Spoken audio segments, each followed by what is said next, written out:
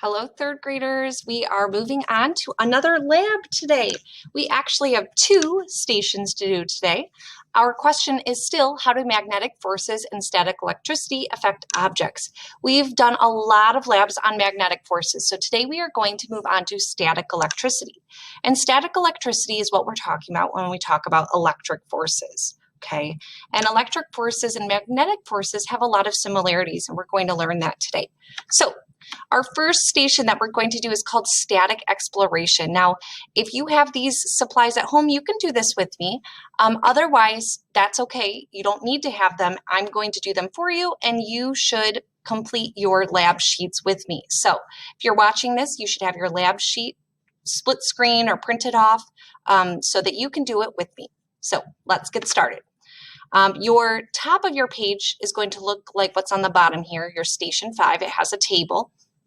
And station 5 is all about static electricity. So you're going to rub an inflated balloon on the wool sock, and then you're going to hold it above the different materials, such as the aluminum foil, the shreds of paper, the peanut, the foam peanut, and the pom-pom. And we're going to look at, did the electrical charge on the balloon, so did that electrically charged balloon pick up the item? Did it attract that item? And then we're also going to take note of anything else that we observed. So let's get started. So we are first focused on that first row, which is the aluminum foil. I'm going to move my face over to this side. And we are going to see how that electrically charged balloon interacted with the aluminum foil. All right. So I'm rubbing the sock against it. Oh.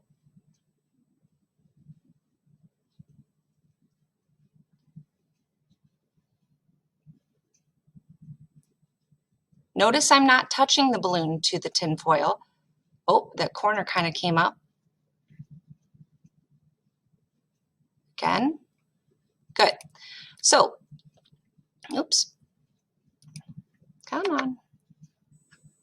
I'll pause it there. So let's look at your paper. It says, did the electrically charged balloon pick up the item? Did the whole thing leave the table? Did the whole aluminum foil leave the table? No, it did not. It sort of did in the corner. So if you put like kind of, then that would be correct. Or you could write no, but it definitely did not lift the whole thing up. And then under that, what else did you observe? Maybe you write something like the corners were attracted, but it seemed like it either weighed too much or it couldn't pull up the entire or attract the entire piece of aluminum foil. Go ahead and put your answers in for that first row on your table. Pause the video until you have your notes there. All right, you should be done with the aluminum foil. If you are not, please go back and finish that now. Pause the video. We are moving on to our second row, which is small shreds of paper. We're going to see if our electrically charged balloon picks up those items. Think about it. What do you think might happen? Let's see if you're right. All right, so I'm rubbing the sock against the balloon, giving it that electric charge. Oh, what do you notice? Is it attracting those items? I see some static electricity. Notice that the balloon is not touching the table. Those pieces of paper are moving without even touching the balloon. That force must be strong. All right. So in your note sheet, you need to answer, did the electrically charged balloon pick up the item? Yes or no? And then you're going to write, what else did you observe? Maybe you talk about, did it pick all of the pieces of paper up? Maybe you talk about, did it happen quickly or slowly? Did it seem like it was easy or hard for those papers to be attracted? Go ahead and pause the video until you have your two answers written in that row. All right, if you are with me, you should be on to foam peanuts. That means that aluminum foil and shreds of paper should be done. Let's go ahead and see if our balloon will pick those foam or that foam peanut up. Rubbing the sock. Oh, let's see what happens.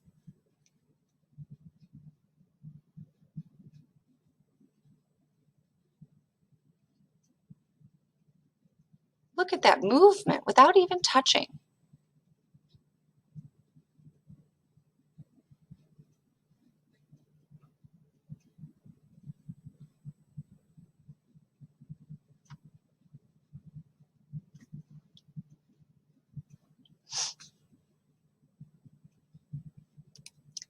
All right, so go ahead and work to fill out that chart.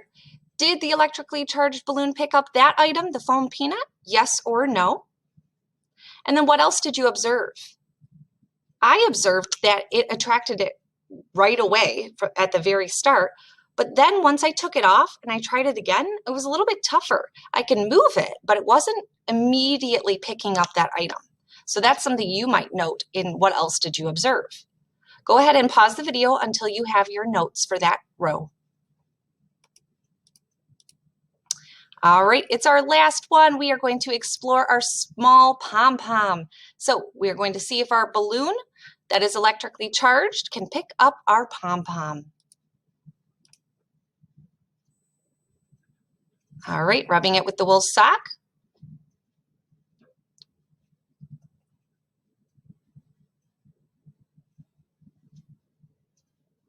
Notice I'm not touching it. I'm staying above.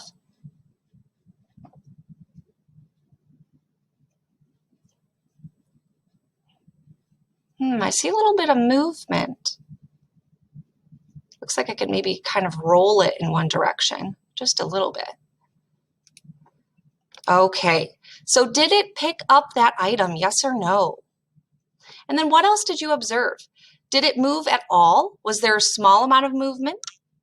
Was there any lift at all? Make notes in that final row. Pause the video until yours is complete. All right, you should be all done with that Station 5. All of those boxes should be finished. We still have Station 6. You're not done yet. Stay with me. We are moving on to Station 6. Station 6 is called Separation Anxiety.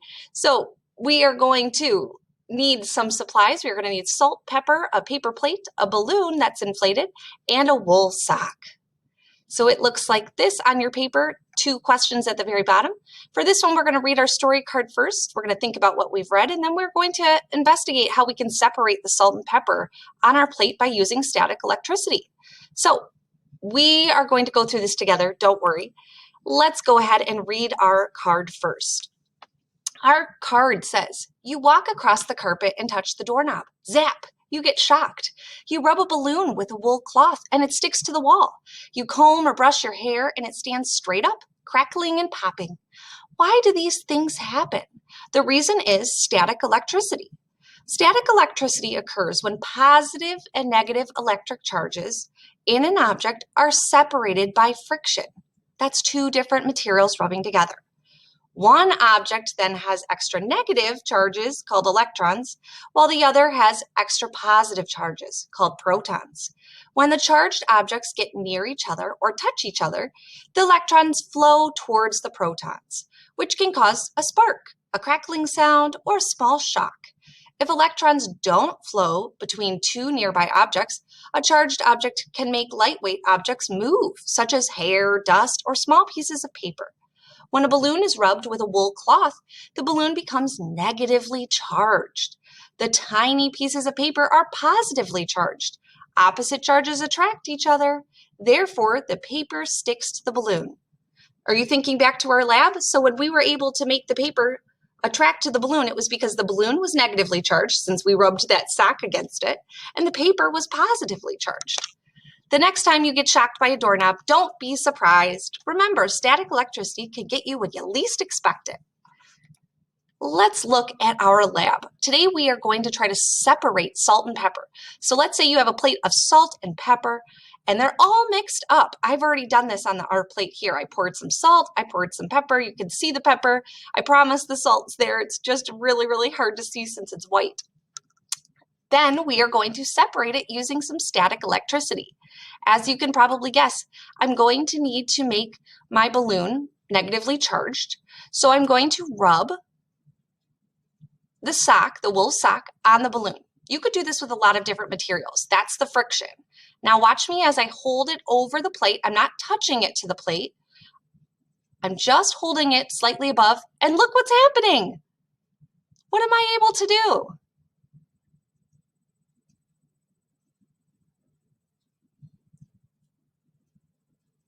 Look what's being attracted to the balloon. Is it the salt or the pepper?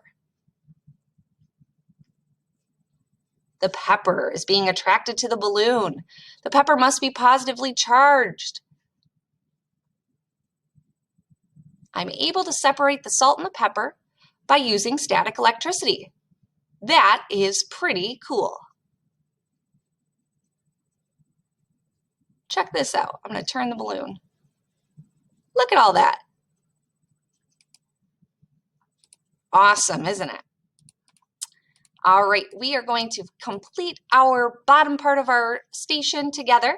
I've written some answers for you. You can copy mine down. A few of them need to be filled in by you, but that should be pretty easy. So your question the first question is, what is your procedure for separating the salt and pepper mixture?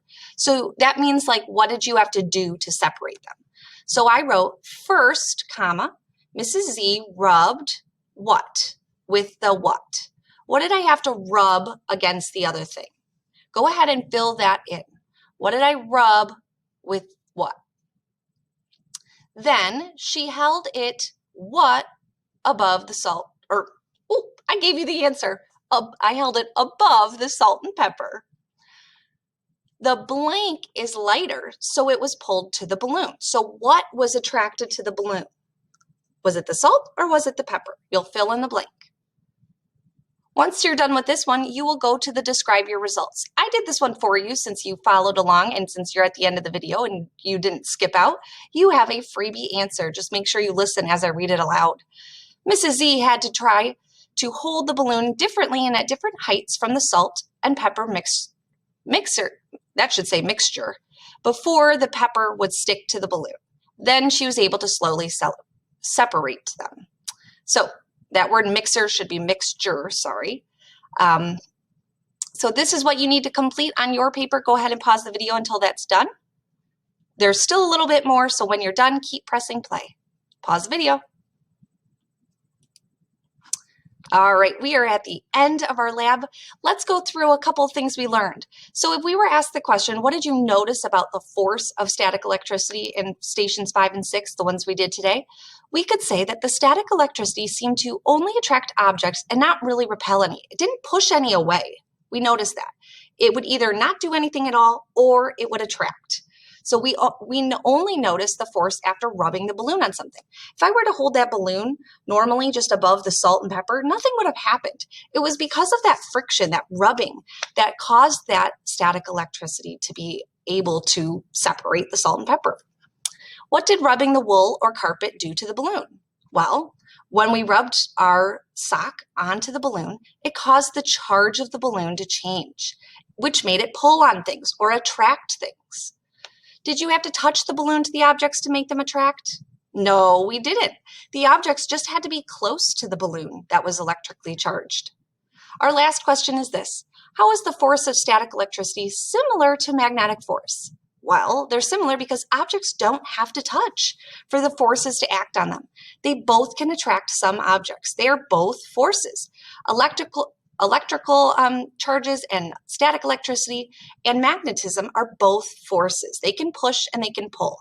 And in static electricity, it really just pulls. So you should be done with your whole paper. Make sure everything is filled out. Now you may submit to Schoology. Have a wonderful day.